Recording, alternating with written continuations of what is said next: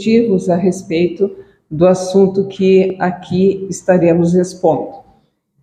Vida e a morte. Na realidade, não vamos tratar em relação do nascimento, né, ou renascimento na carne e nem na morte propriamente dita.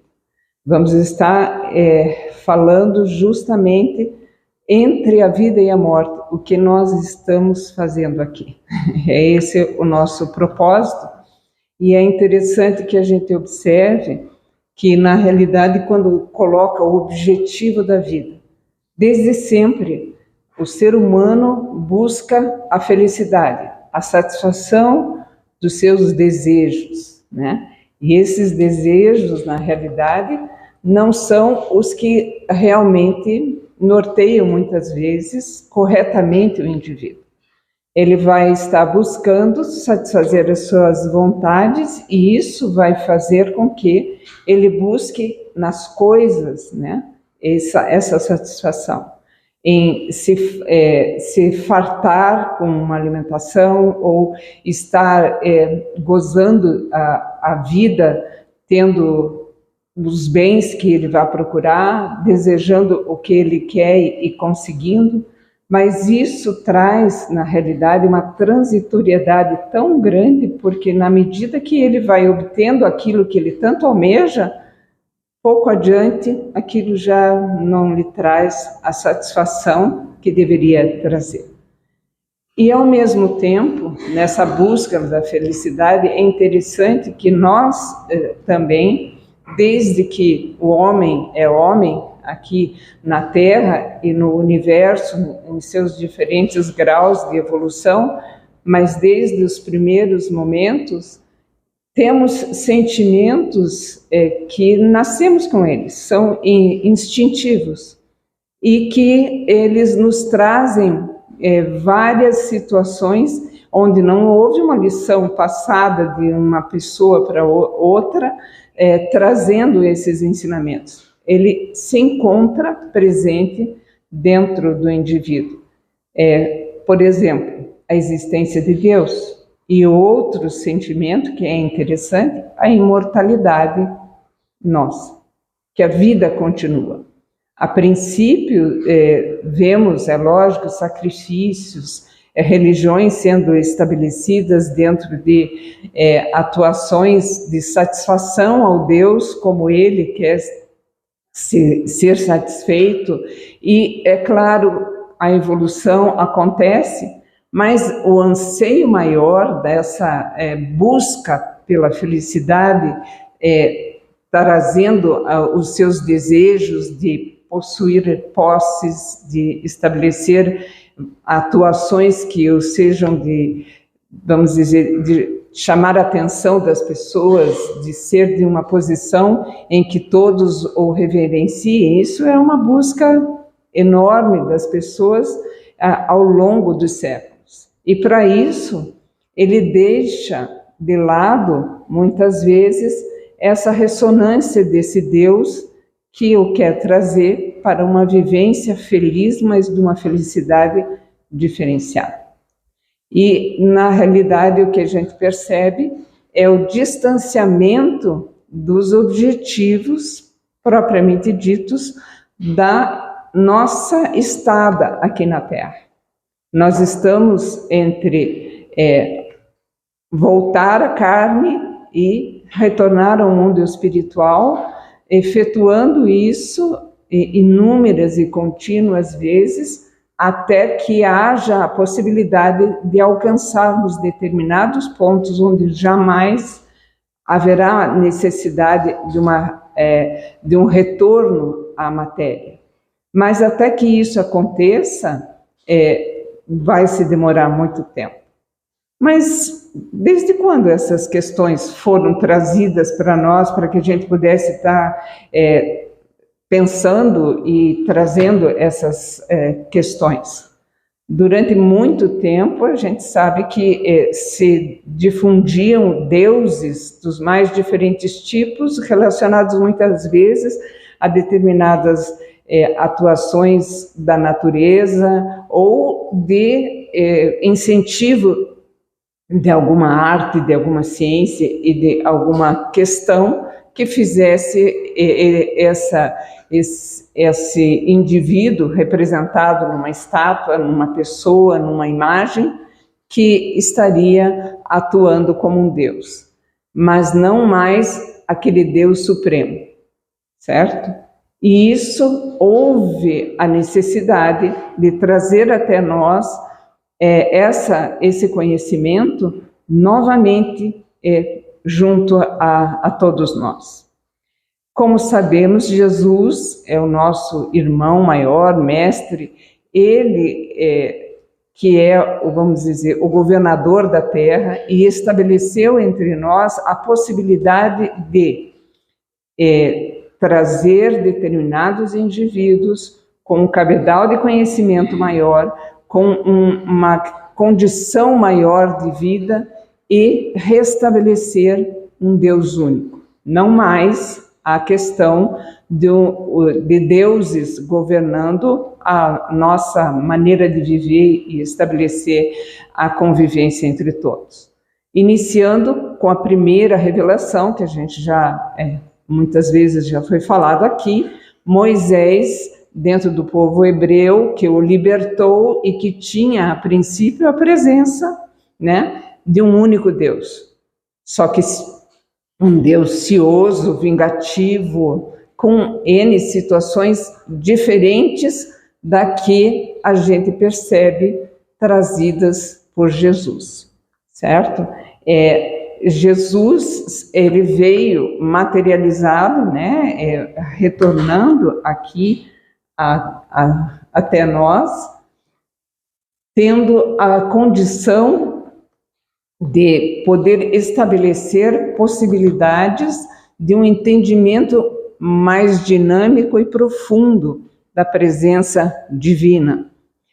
E aqui nós temos uma passagem de Mateus, ainda, como vamos ver ali, em Mateus, no capítulo 3, versículo 2 e 3, a primeira parte fala a respeito de João Batista. João Batista, no deserto, cantava e dizia a respeito da chegada do reino dos céus. Então, ele mencionava: arrependei-vos, porque é chegado o reino dos céus, porque este é o anunciado pelo profeta Isaías, que disse: a voz que clama no deserto, preparai o caminho do Senhor e endireitai as suas veredas, seu caminho, seu pequeno atuação. Então, já João Batista, trazendo o que diziam as Escrituras, menciona a chegada de Jesus,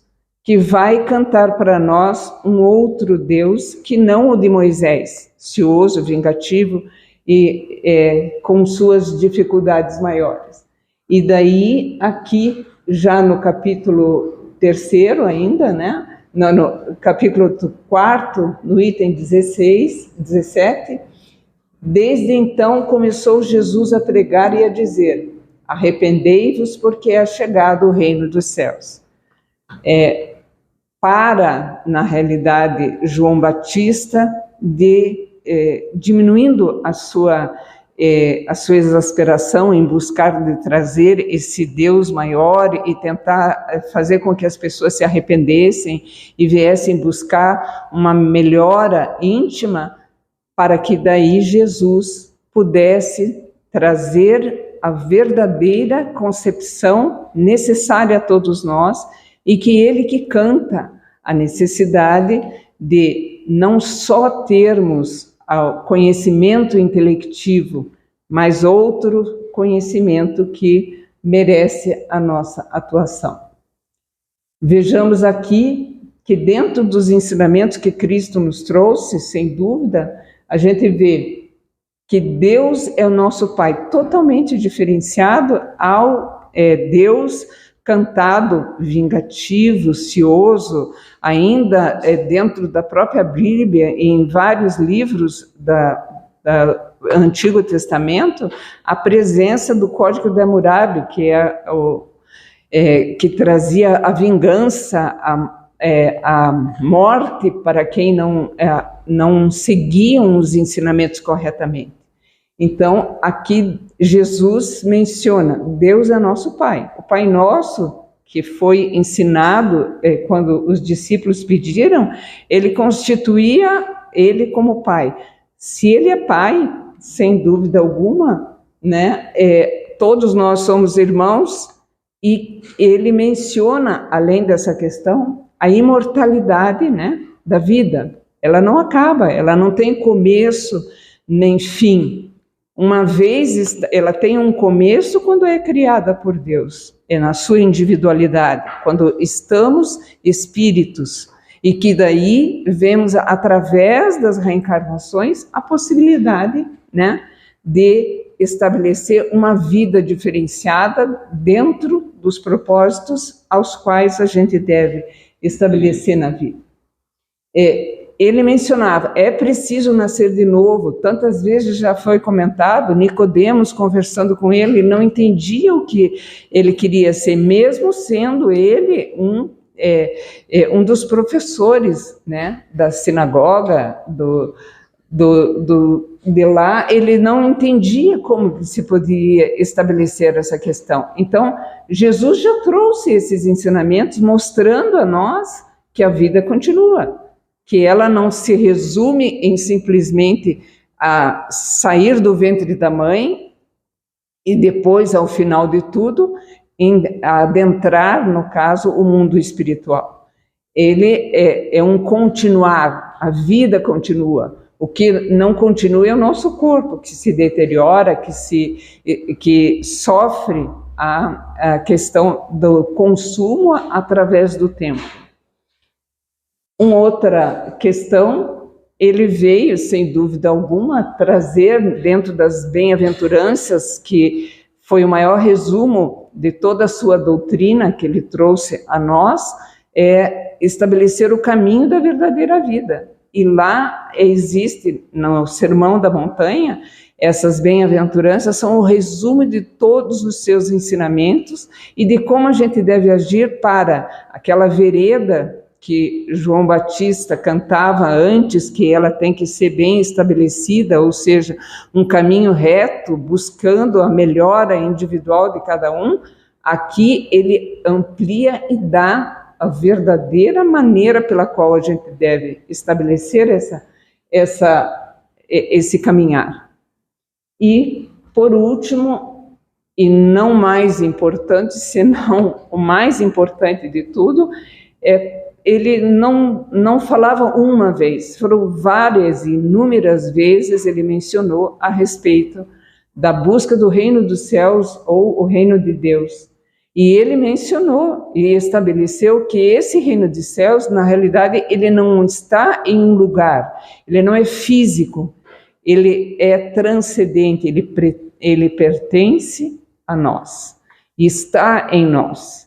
E isso fez, é lógico, que o levassem ao holocausto todas essas questões, porque trouxe uma série de questões que combatiam o que se levava às pessoas como ensinamento, mesmo dentro de um povo que acreditava em um único Deus. Jesus entra é levado ao holocausto, exatamente como Isaías coloca no capítulo 53. Quando ele for pendurado na cruz, ele será reconhecido como Messias. Antes disso, não. E, infelizmente, a gente seguiu as escrituras e foi isso que aconteceu. Realmente, a gente percebe ainda dentro dessa objetividade da vida, o que seria esse reino de céus que está dentro de nós? O que é essa construção? Ele já existe em nós em pródromo, ou seja, o instinto e umas sementes de como lidar com a vida e estabelecer o meio de relacionamento entre nós, fazendo com que haja possibilidade de, como Jesus nos ensinou, amar a Deus sobre todas as coisas e o próximo como a nós mesmos.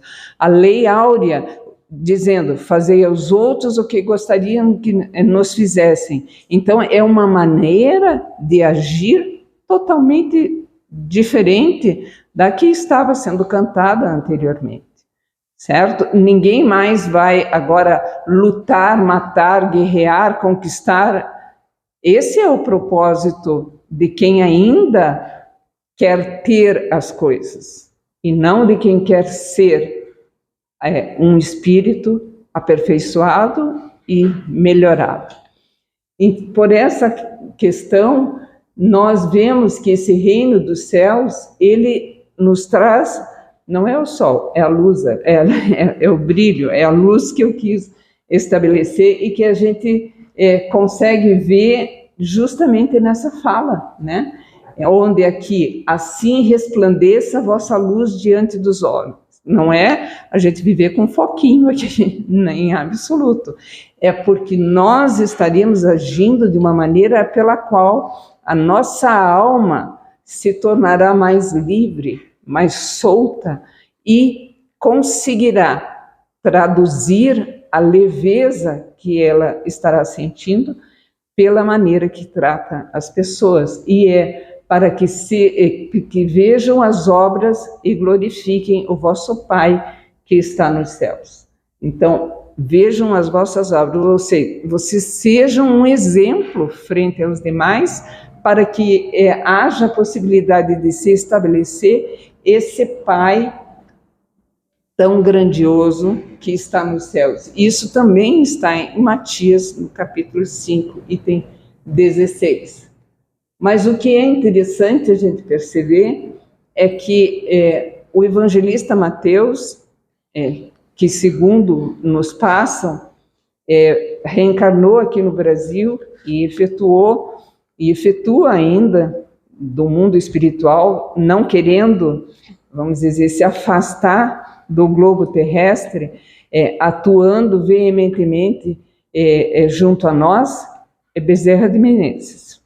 E é interessante a gente ver que ele efetua junto a nós uma presença ainda trazendo a palavra de Jesus e exemplificando a sua vivência junto a nós. E isso é muito interessante, que ali a gente percebe que no capítulo 13, Jesus menciona 6 ou 7, vamos dizer, parábolas, referindo-se sempre, fazendo a comparação com o reino de Deus, o que seria esse reino de Deus, certo? E o quanto é interessante a gente ver que tudo isso foi proclamado por Jesus, né? Ele, em uma das manhãs, viu a multidão invadindo ali Cafarnaum, vai até a beira do rio, né, o rio Tiberíades, ou o Mar da Galileia, sobe no barco e ali começa a falar sobre as parábolas. A parábola do joio, do trigo, né, o grão de mostarda, do fermento, da rede, do tesouro, da pérola.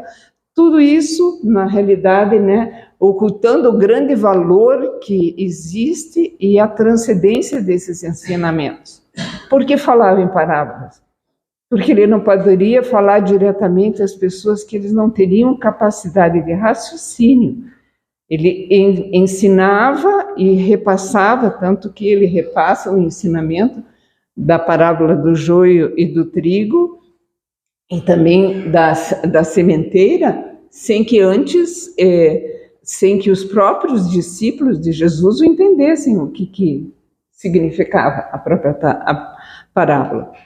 E isso nos traz, né, essa maneira, vamos dizer, direta de colocar esse reino de Deus, né, sem dúvida, para que a gente possa trazer isso para a nossa vivência.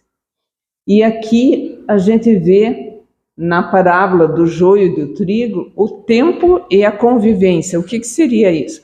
Não sei se vocês recordam da parábola, quando o dono de uma chácara, de uma fazenda, semeou sementes boas para plantar o seu trigo.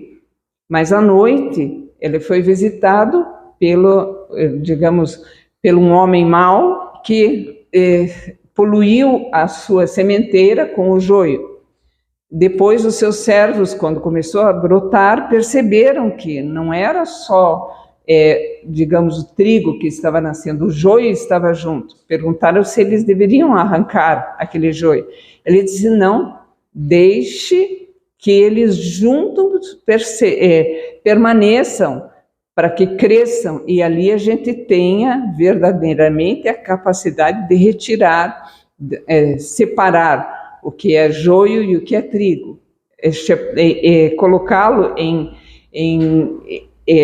feixes, e esses do joio será jogado ao fogo, e o trigo será estabelecido dentro do celeiro. Então, a gente percebe o quê? Que é o tempo estabelecendo a necessidade de amadurecimento dos conhecimentos, das questões que foram plantadas, sendo a semente do trigo, a verdade sendo posta, o amor sendo estabelecido entre eles e a maneira de como agir.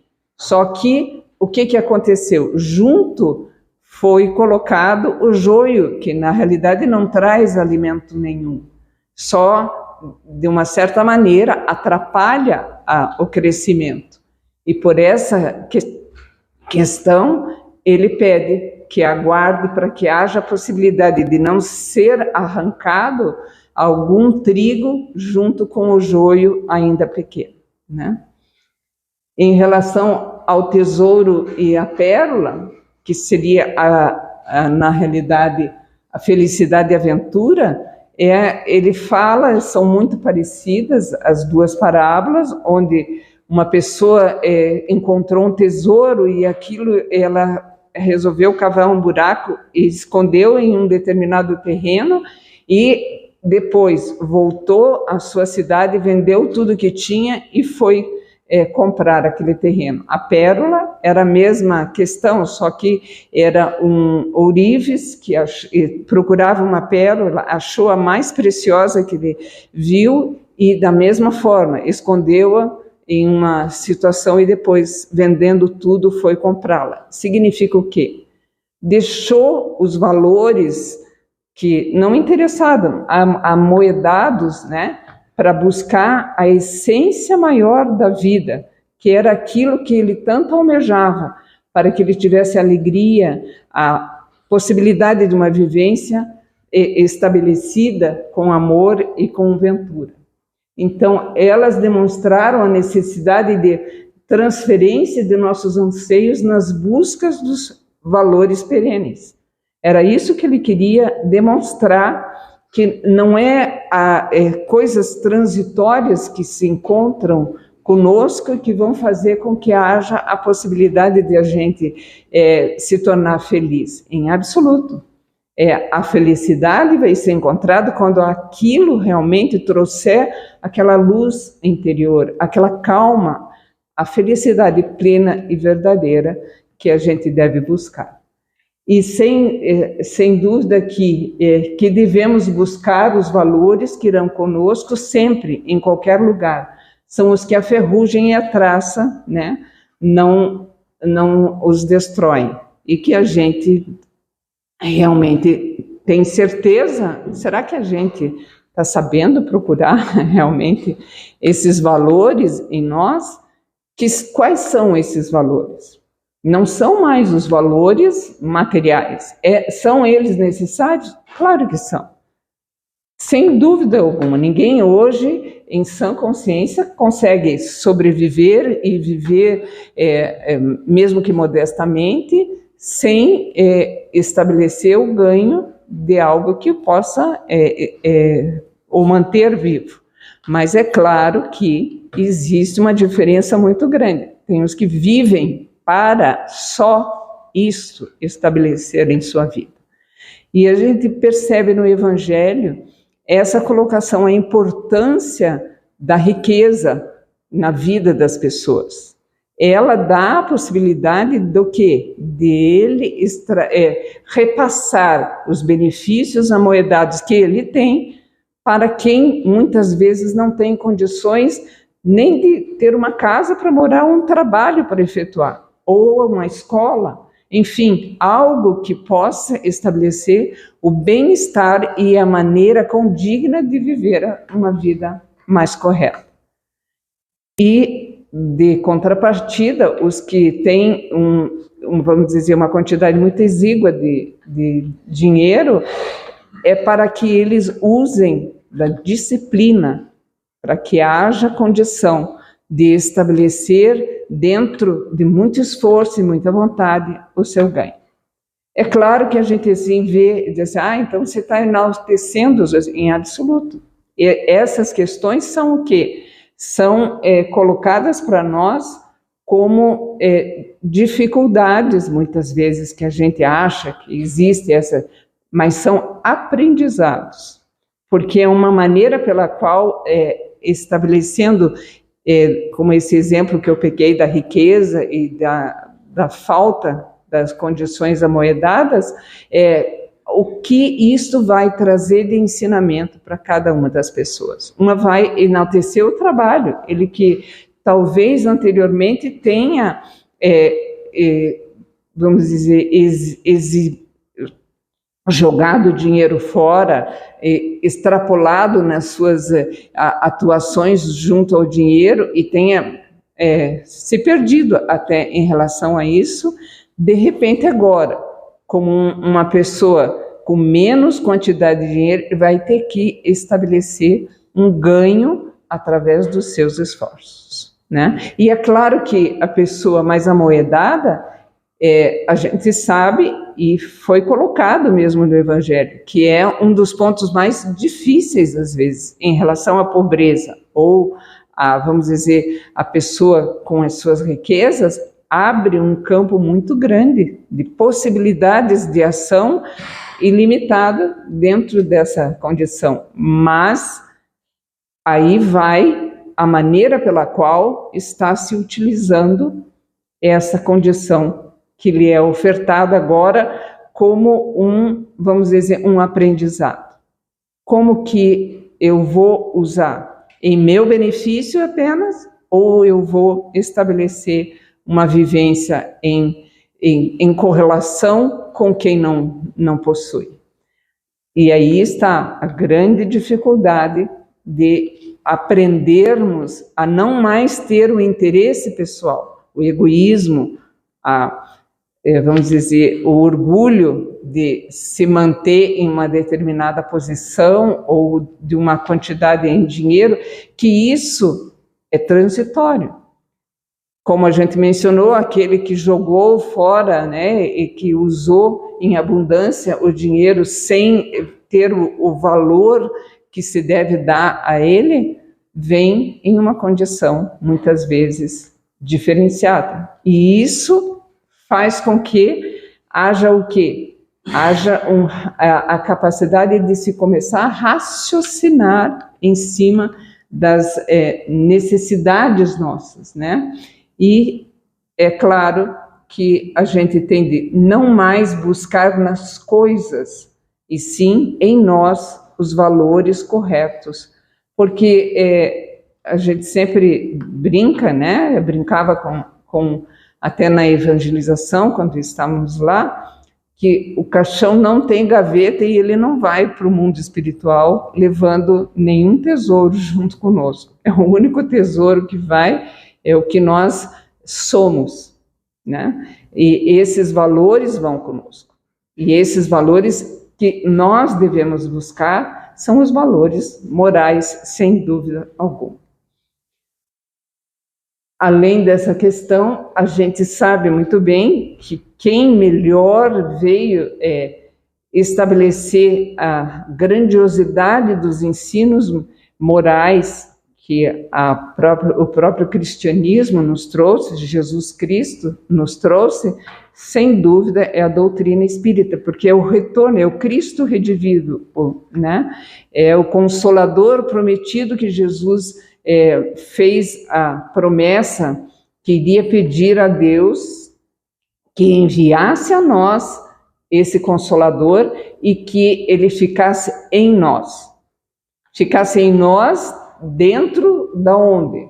Dentro da nossa consciência, porque nós sabemos que na nossa consciência que estão estabelecidas o reino dos céus, que são as leis divinas. São elas que vão estabelecer nossa continuidade de atuação, correta ou não, de acordo com o que a gente faça em nossas atividades. Então, aqui é uma representação, obviamente, né, onde temos o espírito como algo que não tem imaterial, certo? Ele sempre está junto o perispírito, né? E ele que faz o intercâmbio, né, desse espírito para o corpo, porque ele é semimaterial, é de uma quintessência muito grande e que permite que os pensamentos, as palavras e as ações possam ser efetuadas por esse corpo, né, limitado pelas suas percepções, mas que uma vez despido da carne, quando não houver mais força no corpo, e ele deixar e formos para o mundo espiritual, apenas irá o espírito e o perispírito que estão juntos sempre, né?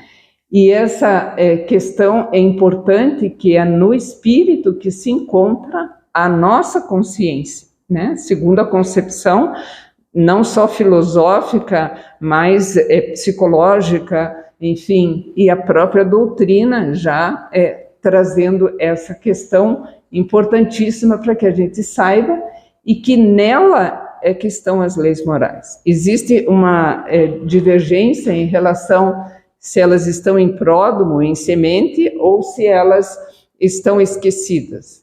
Eu entendo mais em relação a pródromos, estão em semente, e que nós devemos o quê? Fazer que nem a mulher na levedura, né? Fazer levedar, crescer, e crescer não só em tamanho, mas em, vamos dizer, em consistência moral efetiva, para que a gente possa equiparar as nossas atitudes, as nossas maneiras de viver dentro das leis ditadas por Deus, que elas são imutáveis, né? E essas leis, elas regem, leis de Deus, elas regem tanto a matéria, porque existem as leis físicas e pertencem às leis divinas, certo? Físicas, químicas, né? A ciência como um todo. Mas o que nós estamos tratando aqui, sem dúvida alguma, são as leis morais, que devem cada vez mais serem cultivadas, melhoradas e estabelecidas dentro de critérios cada vez melhores em nós. Essa justiça divina, né, que é a doutrina espírita, ou a própria Consolador prometido, a doutrina espírita estabelece as leis divinas, o nosso reino dos céus, ou de Deus, né, regendo nossas existências de acordo com o aprimoramento e revelando ou construindo em conformidade ao melhor uso e desempenho que façamos da lei maior. Elas, segundo Allan Kardec, que eu não considero ele codificador, como ele se colocou, mas sim uma pessoa, um sábio, que conseguiu construir todo um tratado filosófico, científico, religioso, com as mensagens recebidas, né, através do fenômeno que iniciou na invasão dos espíritos coordenados por Jesus em Hydesville, tomou o mundo quase que como um todo, como a gente conhece, e possibilitou juntar em todas as mensagens e dali extrair a lei maior, né, que é a vida espiritual latente em tudo que está ao nosso redor. E é interessante que a lei maior realmente de justiça, amor e caridade. Fora dessa questão, se você não trabalhar dentro desses 3 critérios concomitantes, vai estar errando. E quem que é que efetua essa, vamos dizer, o cumprimento dessa lei? É Deus, né? Através da nossa consciência. Nós vamos estar percebendo, quando a gente efetua algo que não é correto, eu me lembro que eu mencionava para as crianças, parece que fica piscando uma luzinha vermelha dentro da nossa consciência, e diz, ai meu Deus, de novo eu fiz isso, não era para fazer, né? Eu já tenho me vigiado tanto e não é que eu, né, escorreguei de novo. E é uma realidade, nós ainda estamos no início de nossa caminhada, rumo, sem dúvida, ao progresso maior, né, a nossa evolução maior, a perfeição cabível a nós. Mas o que é interessante é que essas leis divinas, elas correspondem ao reino dos céus, porque elas é Deus em nós, certo? É Deus em nós. E cada vez mais, quanto mais transcendente seja a nossa atuação benévola junto às pessoas, mais próximo, né, à perfeição. Eu sinto colocar a todos que falta muito para nós, né? Eu me coloco como em primeiro lugar nessa situação, mas sem dúvida alguma é importante que a gente continue e vá buscando a justiça, o amor e a caridade como pontos fundamentais da nossa existência.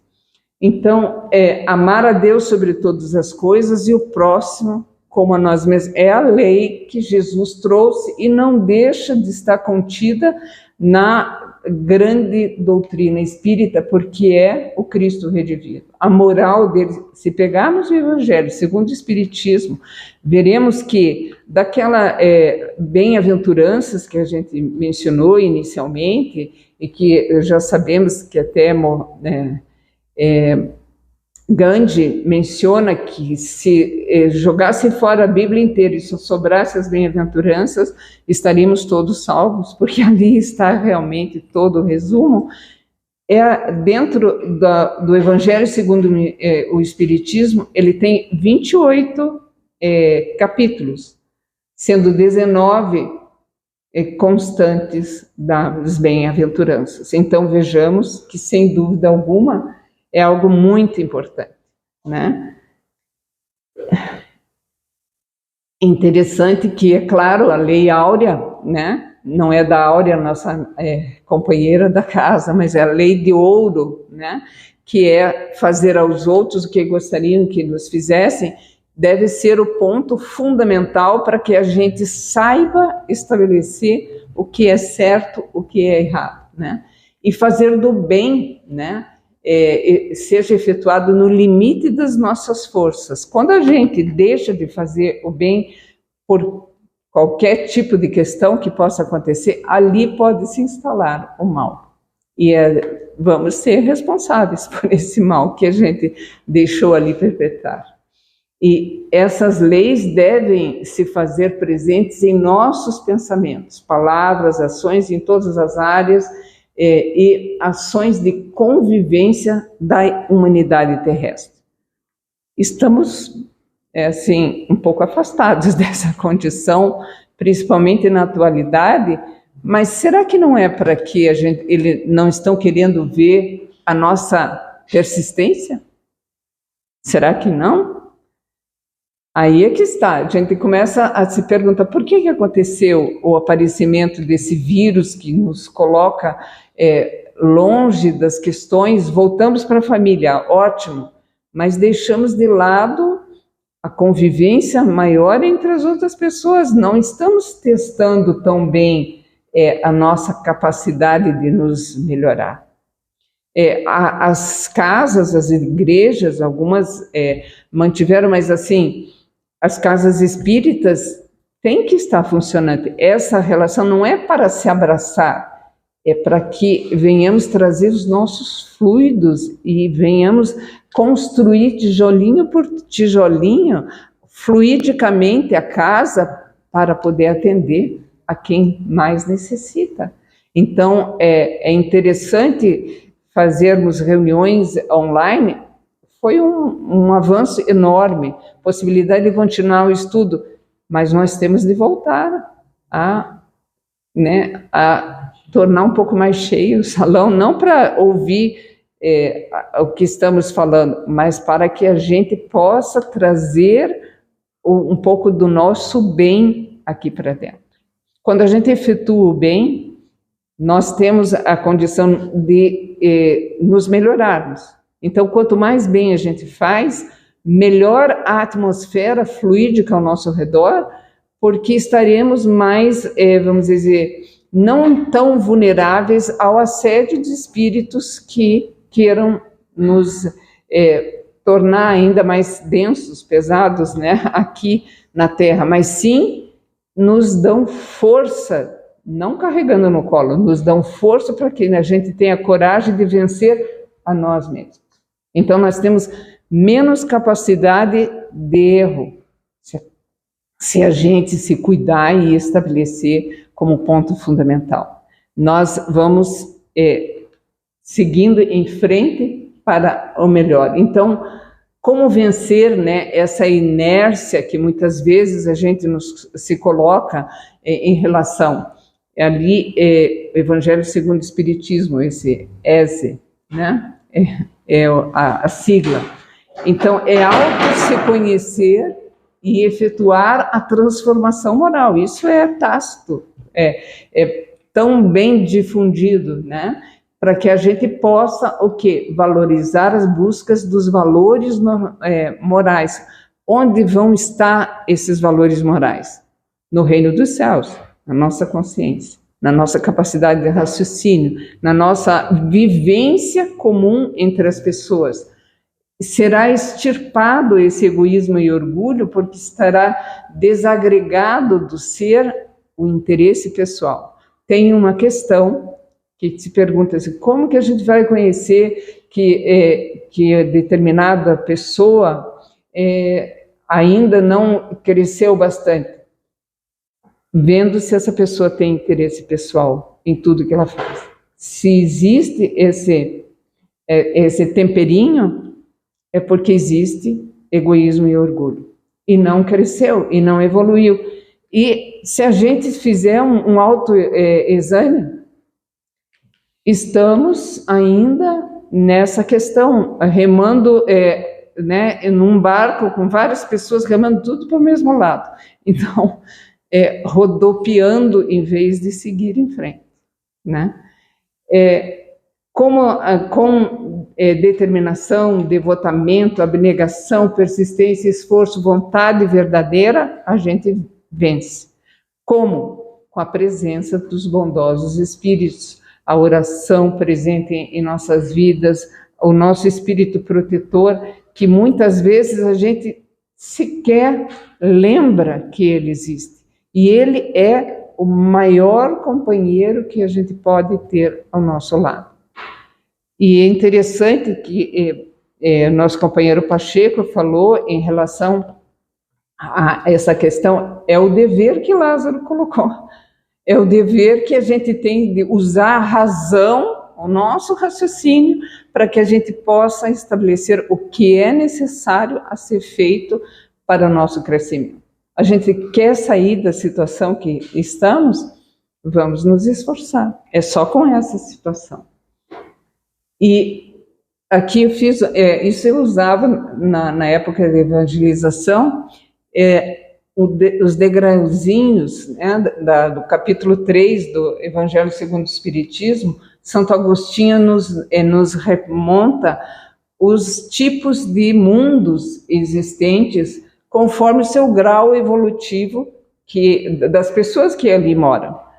Então, os mundos primitivos, selvagens ainda, sem muita determinação na vida, fazendo valer os seus desejos infinitos, mas a gente está no provas e expiações, só no segundo dos mundos ali, mas já estamos regenerando, já existe uma transição, estamos sofrendo essa transição. E o que vai acontecer nessa transição?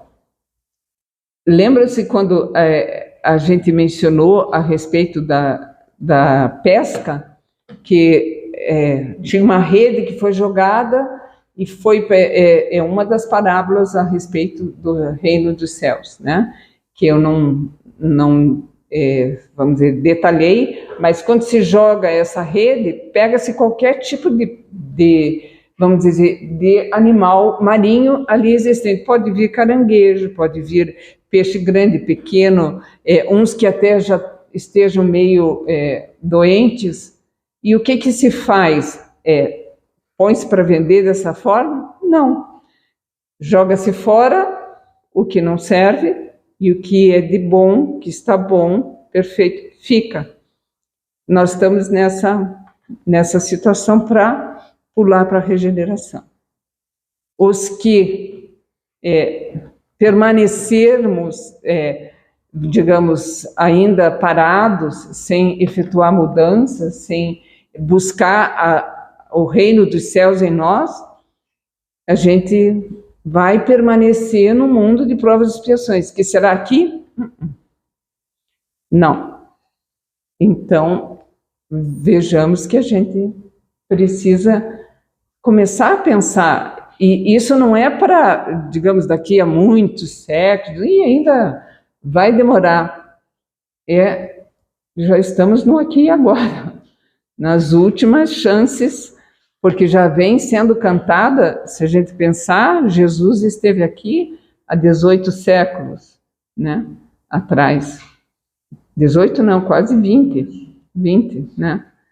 Então, 18 é a chegada da doutrina espírita. Então, vejamos que estamos meio parados na questão. A gente empacou. Outro dia, segunda-feira, num estudo que fala de fixação mental, a gente acho que cristalizou em uma determinada situação moral e não está indo para frente. E às vezes precisa vir vírus, terremoto, enchente, para dar uma acordada em todos nós, para a gente começar a ver que temos que nos mexer. Né? Não estamos atuando como terroristas aqui, por favor. Não é um alerta para todos nós, né? Então, a responsabilidade e consequências de nossos atos realmente virão, não agora, muitas vezes, mas também agora, como nas próximas reencarnações, né? Que a gente sabe que vai nascer de novo. Então, o tempo e a vivência na parábola do joio e do trigo tem grande importância. Só que os tempos são chegados, não é isso? Os tempos são chegados. E o aprendizado, né, paulatino e constante tem que ser colocado em prática. Não fiquemos apenas, digamos, conscientes da situação. Vivenciemos esses ensinos. Única possibilidade determinada pela razão e que explica com clareza tudo é sermos imortais. Por isso tanta discrepância que a gente imagina. Eu me recordo que antes de entrar no entendimento do espiritismo, antes de, digamos, achar o tesouro, né, que estava escondido e que eu procurava, sem dúvida alguma, porque não me preenchia o coração quando eu via explicações. Ele está testando, Deus está testando as pessoas. Não é testando, tem outras coisas, não existe. Por que ele iria testar umas pessoas e outras não? Não tem lógica. E quando você conhece, estuda e sabe a respeito da doutrina, você encontra coerência e sabe como se portar, seguir em frente, aqui, agora, e permanecer sempre alerta a tudo que possa acontecer e que a nossa parte possa ser de arregaçar as mangas e formarmos a grande família que somos, porque somos todos irmãos. E por isso eu agradeço pela paciência de todos vocês. Obrigada.